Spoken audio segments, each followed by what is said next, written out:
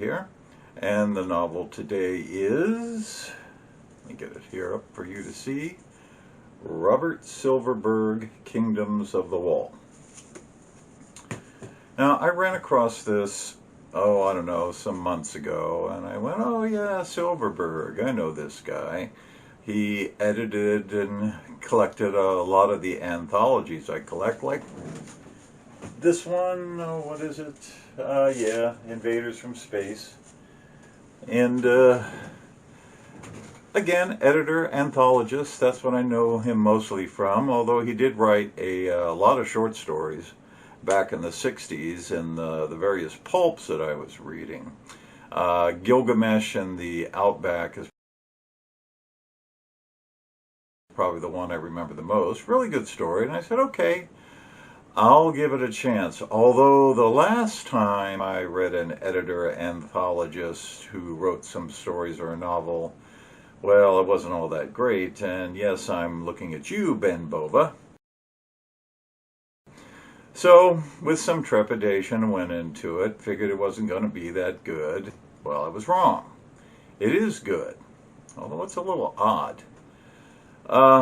Essentially, the story is about a medieval village that selects a cadre each year to climb a mountain, visit the gods who live on top, obtain the technology and wisdom from the gods, and bring it back to the village. This is the story of one such cadre, as told by its leader, Poilar Crookleg.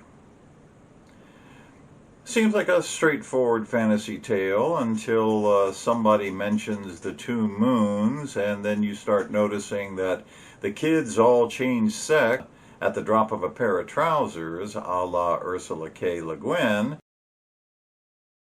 And then you realize this is a science fiction story. For a while, I didn't quite know what I was reading. Maybe because I just wasn't really paying that much attention, because there's some little annoyances and some little distractions as you first get into this. Take this pilgrimage up the mountain thing. It's quite the big deal for the village, taking up pretty much everyone's time and attention for the entire year. 300 of the village's most able-bodied citizens are selected each year to undergo 3 years of training, which winnows them down to 40 hardcore pilgrims who are set to go up the mountain, and they have a big ceremony and a big parade through town, and they march them up to the mountain and say, see you later. Okay, so 300 kids a year trained for 3 years, which means within that 3-year period, another 300 kids start so that they can have their graduation ceremony 3 years hence, the 40 that survive.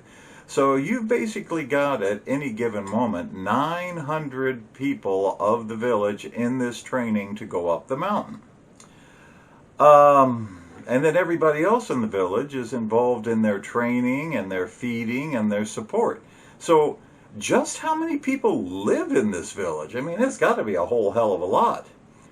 And my, what a depletion of the talent pool that you take your best 900 and hope to send them up a mountain.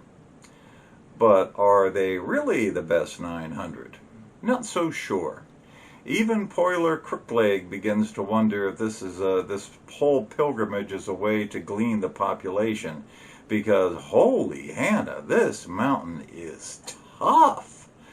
Think of a mutant Mount Everest co-joined with the Pyrenees and the Andes and the Rockies. If you saw this planet from outer space, you would swear it was a cone. And hardly anyone ever comes back from this pilgrimage. The one or two who do, so completely insane that they're useless. So these much anticipated God technologies never materialize.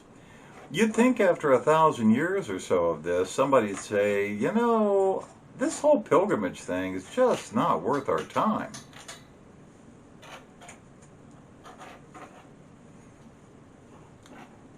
That's the cat.